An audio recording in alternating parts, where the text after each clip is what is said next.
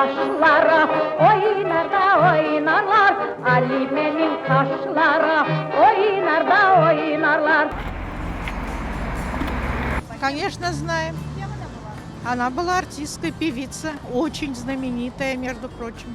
У нее были очень хорошие песни. Я не знаю, я не это. Не знаете? Я вообще никого не знаю, я не местный. Певица была. Ну, хорошая певица. Раньше старикам нравилось. Тосковали.